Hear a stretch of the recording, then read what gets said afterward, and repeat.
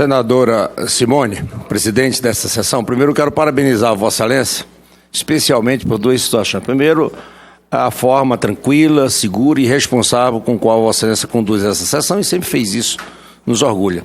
E segundo, pela essa grande resistência, né? Quantas horas aí, você sempre com o mesmo bom humor, o mesmo compromisso com a coisa pública. Quero aqui saudar o ministro Sérgio Moro, que também não é diferente, né? Está aqui nessa audiência pública extremamente cansativa, mas esclarecedora e importante para uma pessoa da sua magnitude.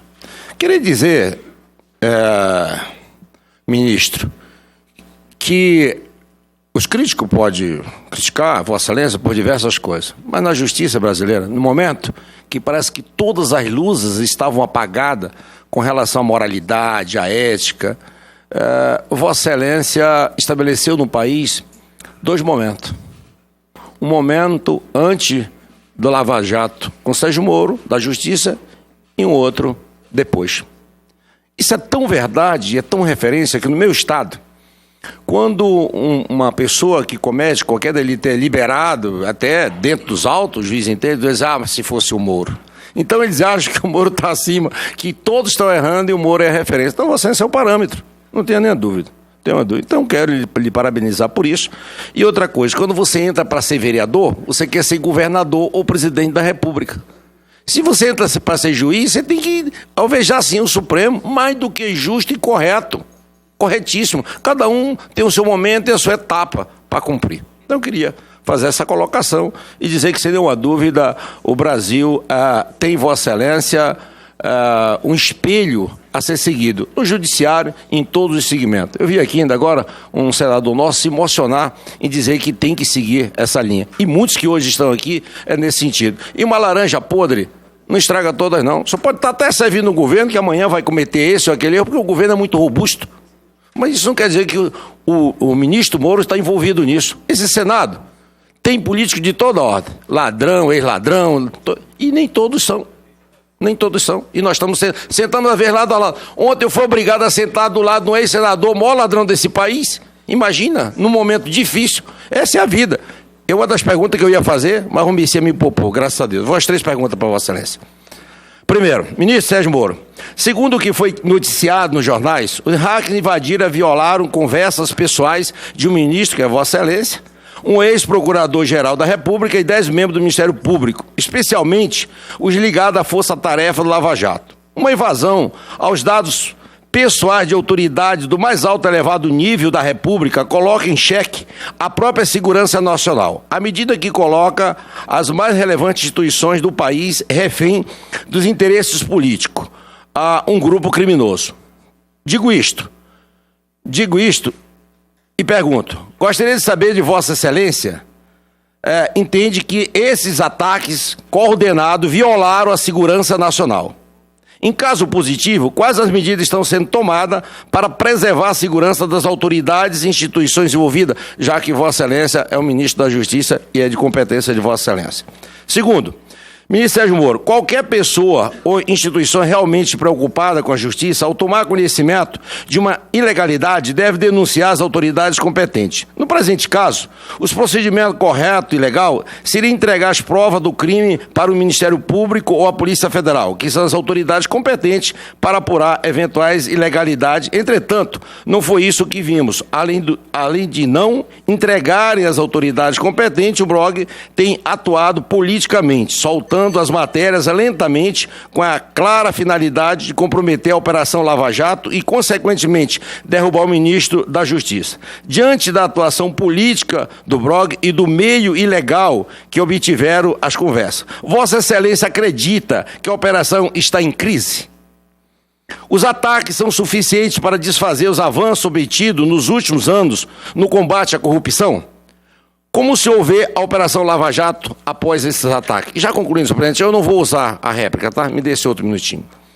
Ministro Sérgio Moro, caso um dos réus do processo Lava Jato seja considerado nulo, um dos processos seja considerado nulo, teremos como consequência jurídica, lógica, anulação de todos os demais processos? Nesse sentido, todos os réus do Lava Jato serão soltos? Os bilhões de reais roubados deverão ser devolvidos aos ladrões? E, por fim, ainda serão indenizados por terem roubado muito bem? Em outras palavras, estaremos dizendo à sociedade que os culpados não são os ladrões, mas sim quem tem a coragem de investigar. Digo isto, gostaria que Vossa Excelência explicasse o impacto concreto que uma eventual anulação de um processo do Lava Jato causaria no combate à corrupção no Brasil. Obrigado, senhor presidente. Eu que agradeço. Ministro, por favor, para os esclarecimentos. Senador Theomário, eu agradeço as suas considerações iniciais, palavras bastante gentis.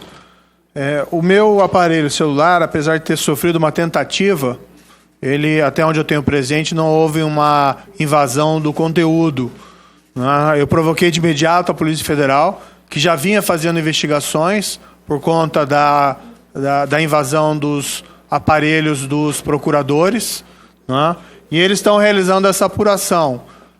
Terminando essa apuração, vai haver essa discussão acerca do enquadramento jurídico.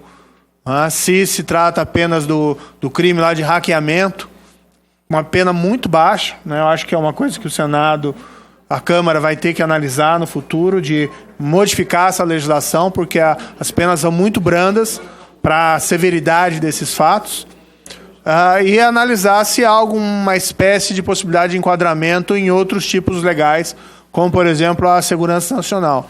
Eu, de todo modo, estou afastado, vamos dizer assim, da condução concreta desse inquérito. Essa é uma atribuição da Polícia Federal, mas é extremamente preocupante.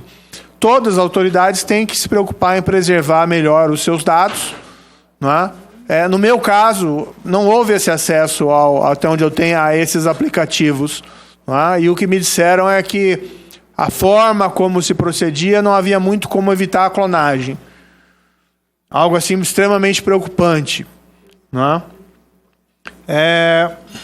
Quanto à questão do site, da forma de entrega, eu fiquei com a impressão que eles queriam alguma espécie de busca e apreensão ordenada no site, para que posassem como uma espécie de mártires da imprensa. Isso não foi feito. Essas decisões cabem lá às autoridades de investigação, e pode haver questões aí envolvidas em eventual liberdade de imprensa, mas eu tive a impressão que eles até gostariam disso, para posar como os mártires da imprensa frente ao malvado governo do presidente Jair Bolsonaro ou do ministro Sérgio Moro. Mas não, divulguem, como eu falei, divulguem tudo. Agora apresentem tudo de uma vez, para que nós possamos verificar a integridade dessas provas e se de fato as mensagens ali constantes contêm ilícitos e se não foram elas adulteradas ou fraudadas. Aí essa é a postura correta, a meu ver, desse site. Ele já teve o furo jornalístico, se era esse o objetivo que ele queria. Agora divulga as informações. Acho que ele deveria ter esse compromisso, se não causa essa impressão, como o senhor mencionou, desse objetivo político partidário. Na questão da anulação, essa divulgação sensacionalista gerou, esses ataques de hackers criminosos seguidos da divulgação sensacionalista, avivou, surgiram lá as vivandeiras da nulidade. As pessoas que querem fazer de tudo para anular condenações por corrupção e lavagem de dinheiro da Operação Lava Jato. Se não a inteira a Operação Lava Jato. Acho que esse é o sonho de consumo infelizmente, de muita gente que se envolveu na prática desses crimes. Aí que, vamos dizer assim, eu tenho alguma dificuldade em vislumbrar tão facilmente esse afirmado interesse público na divulgação dessas informações. Até porque o que veio à tona até o momento, ainda que eventualmente seja autêntico, não tem nenhuma ilegalidade, não tem nenhum ilícito. Então qual que é o interesse público exatamente que o site tão propõe, de uma maneira tão clara, na divulgação dessas mensagens hackeadas criminosamente? O interesse público é anular as condenações de corrupção, é impedir novas investigações. É esse que é o interesse público? São esses valores, esses princípios que esse site defende? Eu acho bastante discutível. Com a palavra pela ordem de inscrição, o senador Vanderlan Cardoso.